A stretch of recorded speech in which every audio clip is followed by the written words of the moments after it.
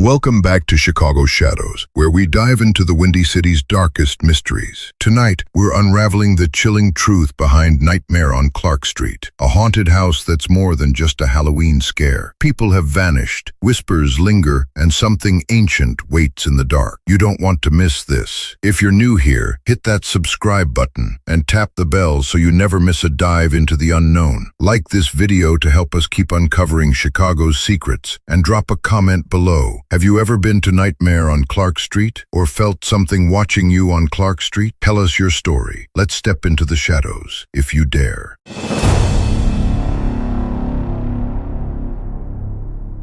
The air in Wrigleyville was thick with October chill, the kind that made your breath catch and your skin prickle. Clark Street buzzed with the usual Cubs fans spilling out of bars, their laughter mixing with the distant thump of music from somewhere down the block. But tonight, something else hung in the air, a whisper of unease, a pull toward the old brick building at the corner, its neon sign flickering, Nightmare on Clark Street. I'd heard the stories, everyone had. 3 floors of pure terror, they said, a haunted house that didn't just scare you, it got inside your head. My buddies, Jake and Sarah, had been hyping it up for weeks, daring me to come along. It's not just jump scares, Jake had said, grinning over his beer. It's like the place knows you. Sarah, usually the skeptic, just nodded, her eyes wide. You'll see. We stood in line, the crowd a mix of thrill-seekers and nervous first-timers, all clutching tickets like they were boarding passes to hell. The building loomed over us, its windows blacked out, the faint sound of chains rattling, seeping through the walls. A guy in a ripped-up ringmaster's coat worked the entrance, his eyes glinting under smudged face paint as he waved us in. "No turning back now," he rasped, and the door slammed shut behind us. Inside, the air was heavy, stale, like the place hadn't been aired out in years. The first floor was a maze of narrow hallways, walls pulsing with red light. Shadows moved where they shouldn't, and the floor creaked underfoot, uneven, like it was alive. Sarah grabbed my arm as a figure lunged from a corner, a clown, its grin too wide, teeth too sharp, vanishing before I could blink. My heart hammered, but I laughed it off, trying to play cool. Jake wasn't buying it. "Wait till the second floor, man." The staircase spiraled up,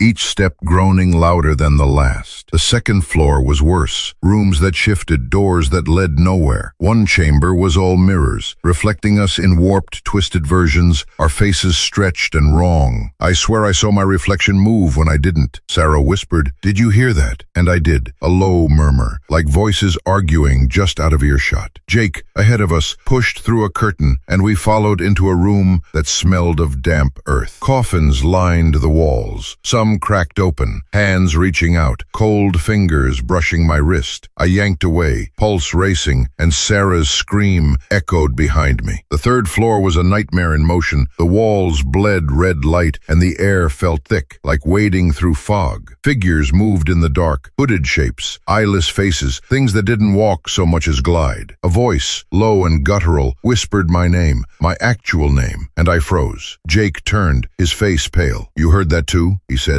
voice shaking. Sarah was gone, her jacket on the floor, and panic clawed at my chest. We called for her, our voices swallowed by the hum of something mechanical, something alive, deep in the walls. We found her in the final room, a vast space like a cathedral, all wrong angles and flickering lights. She stood in the center, staring at a figure, a woman in white, her face half melted, eyes burning. The figure didn't move, didn't speak, just watched. Sarah's voice was a whisper. "She knows me." I grabbed her hand, pulling her toward the exit, Jake right behind. The woman's gaze followed us, heavy, like it was pressing into my skull. We stumbled out into the alley, the real world crashing back. Car horns, street lights, the smell of pizza from the joint across the street. Sarah was shaking, Jake muttering about never coming back. I tried to laugh, to shake it off, but I couldn't. That whisper, my name, the woman's eyes, they stuck with me, like a splinter I couldn't dig out. Back home, I locked my door, checked it twice. The apartment was quiet, too quiet, and when I closed my eyes, I saw her again, that figure in white, waiting. I didn't sleep that night, and when I passed by Clark Street the next day, the building looked different, smaller, like it had shrunk back into itself. But I swear, in the window, I saw her face, watching, waiting for me to come back. The next morning, Wrigleyville felt different, like the city had shifted overnight. Clark Street was alive with its usual chaos. Delivery trucks double-parked, joggers dodging pedestrians, the faint buzz of neon from the bars. But that brick building building, the one housing Nightmare on Clark Street, seemed to crouch at the corner, its edges too sharp against the gray sky.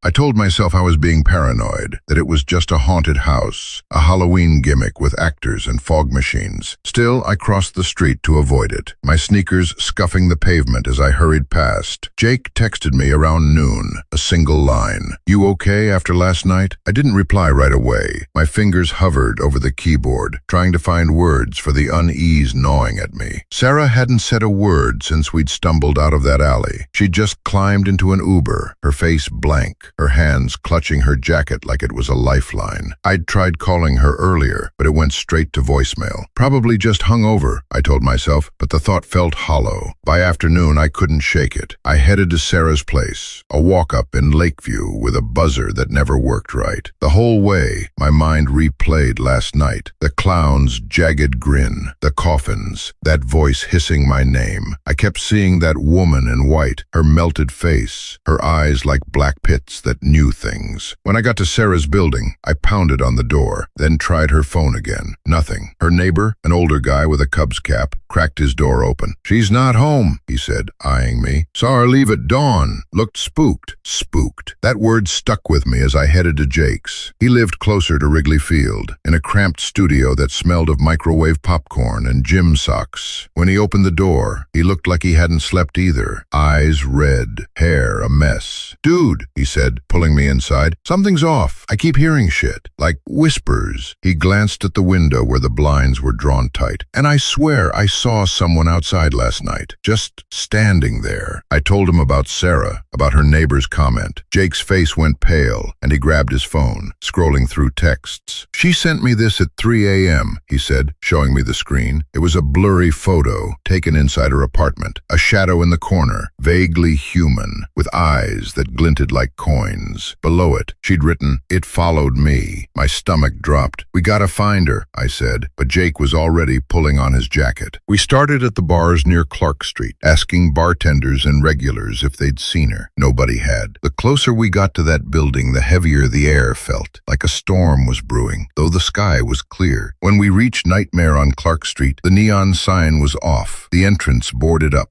A handwritten sign taped to the door read, "Closed for season." Jake frowned. "It's only mid-October. They don't close this early." I tested the door, expecting it to be locked, but it creaked open, revealing a dark foyer. The air inside was cold, damp, carrying that same stale smell from last night. Jake hesitated, but I stepped in, my flashlight app casting a thin beam across the floor. The place was empty, no props, no actors, just bare walls and dust. "This isn't right," Jake muttered. "Where's all the stuff?" We moved deeper, our footsteps echoing. The first floor was a shell, the maze walls gone, like they'd never existed. But on the second floor, we found something. A single mirror, propped against a wall, its surface smudged but reflective. I avoided looking at it, remembering those warped reflections. Jake wasn't so careful. He froze, staring into the glass, his breath hitching. "It's her," he whispered. I followed his gaze and saw it. Sarah's face in the mirror, pale, her eyes wide with terror, mouth moving like she was screaming, but no sound came out. I grabbed Jake, pulling him away, but the mirror stayed in my head. Her face burned into it. We reached the third floor, and there she was. Not Sarah, but the woman in white, standing in the center of that cathedral-like room, her dress tattered, her face half gone. She didn't move, didn't speak,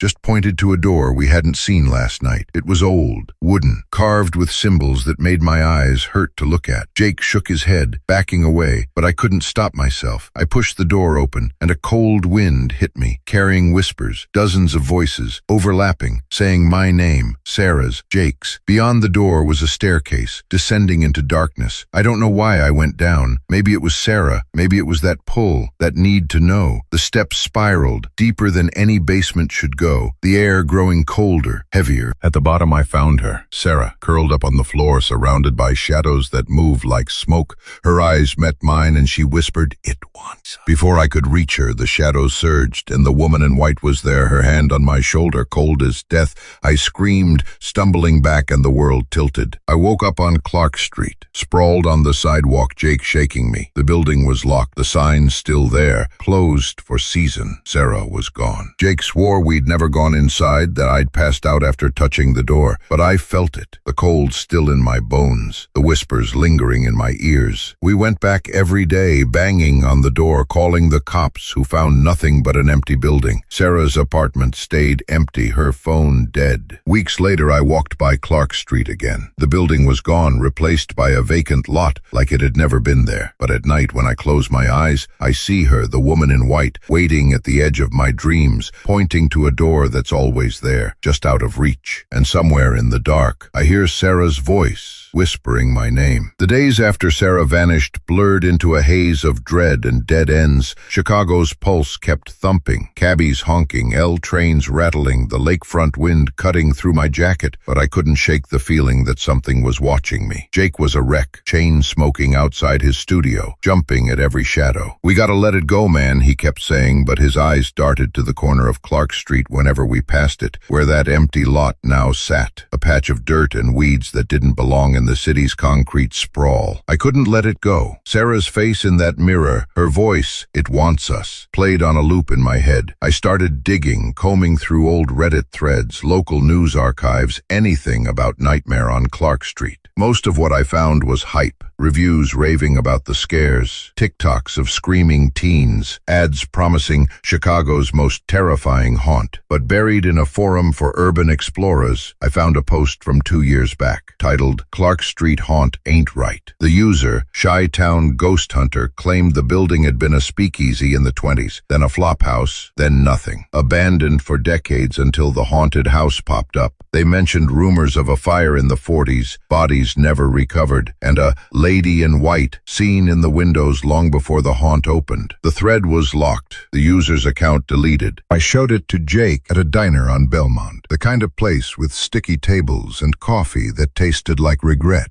He read it, his jaw tight, and slid my phone back. "You're obsessed," he said, but his voice cracked. "What if it's not just a story? What if she's still in there?" I didn't have an answer, but I knew we had to go back. The lot was unmarked, no sign of construction, just gravel and trash caught in the chain-link fence. It was midnight, the street quiet, except for the hum of distant traffic. Jake brought a flashlight and a crowbar, half joking about breaking into nowhere. We slipped through a gap in the fence, the ground soft underfoot, like it had been freshly turned. The air felt wrong, heavy, like it was pressing down. I scanned the lot, expecting nothing, but then I saw it, a faint outline in the dirt, rectangular, the size of a door. Jake saw it too. "No way," he whispered, but he was already kneeling, brushing away loose soil. Beneath was wood, old and warped, carved with those same eye-twisting symbols from the haunt. My heart pounded as we pried it open, the wood splintering under the crowbar. A staircase descended into the dark, just like in my memory, the air cold and damp, carrying that stale, dead smell. Jake hesitated, his flashlight shaking, but I was already moving, my feet on the steps before I could think. The stairs went deeper than before, the walls closing in, rough stones slick with something that glistened in the light. The whispers started again, faint at first, then louder. Names, pleas, fragments of voices that weren't ours. Jake grabbed my arm, his grip tight. "This isn't a basement," he said. "This is something else." I nodded, my throat dry, but I couldn't stop. Sarah was down there. I knew it. At the bottom, the space opened into a chamber, vast and wrong, like the cathedral room from the haunt, but older, carved from stone that didn't belong under Chicago. The air hummed, electric, and in the center stood the woman in white. Her dress hung in tatters, her face a ruin of melted flesh, but her eyes were alive, burning with something ancient. Around her, shadows writhed, not smoke now, but shapes, human-like, trapped in motion. And there, among them, was Sarah. I grabbed Sarah's arm, or tried to, my hand passing through her like she was made of mist. "How do we get you out?" I shouted, but she shook her head, tears streaming down her face. "You can't," she said. "It's not just a place. It's her." She pointed to the woman in white, who was closer now, gliding without moving, her presence filling the room like a storm.